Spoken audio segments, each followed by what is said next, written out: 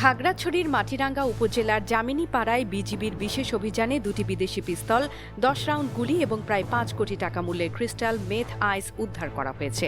মঙ্গলবার দিবাগত 18 অগস্ট ভোররাতে জামিনীপাড়া ব্যাটালিয়ন 23 বিজিবি এই অভিযান চালায়। বিজিবি জানায়, গোপন সংবাদের ভিত্তিতে রাতে ব্যাটালিয়ন অধিনায়কের নেতৃত্বে একটি বিশেষ টহল দল গৌরাঙ্গপাড়া 3 রাস্তার মোড়ে মোবাইল চেকপোস্ট স্থাপন করে।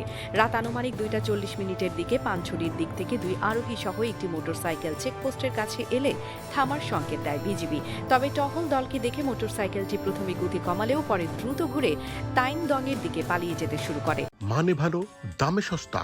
আজই কিনুন জাদু ডিটারজেন্ট পাউডার। আপনার কাপড় হবে ঝকঝকে পরিষ্কার। MK international company. পরে বিজিবির টহল দল মোটরসাইকেলটি পিছু নেয়। প্রায় 2 থেকে 3 কিলোমিটার ধাওয়া করার এক পর্যায়ে মোটরসাইকেলটি মূল সড়ক ছেড়ে 82 টিলার সড়কে ঢুকে পড়ে। বিজিবির ভাষ্য অনুযায়ী বৃষ্টি, কাদা, অন্ধকার ও সরু সড়কের কারণে টহল গাড়ির সঙ্গে মোটরসাইকেলটির কিছুটা দূরত্ব তৈরি হয়। এ সুযোগে আরোহীরা রাস্তার পাশের একটি কালভার্টের নিচে মোটরসাইকেলটি ফেলে পাহাড়ের দিকে পালিয়ে যায়। পরে বিজিবি সদস্যরা মোটরসাইকেলটি উদ্ধার করে তল্লাশি চালান। এ সময় এর সিটের নিচ থেকে ম্যাগাজিন সহ দুটি বিদেশি পিস্তল, 10 রাউন্ড গুলি এবং বিপুল পরিমাণ ক্রিস্টাল মেথ আইস উদ্ধার করা হয়। বিজিবির জামিনীপাড়া জোনের অধিনায়ক লেফটেন্যান্ট কর্নেল মোহাম্মদ খালিদ ইবনে হোসেন জানান, উদ্ধার হওয়া মাদকের আনুমানিক বাজার মূল্য প্রায় 5 কোটি টাকা। এবারই প্রথম ক্রিস্টাল আইস মেথ মাদক উদ্ধার করা হয়েছে।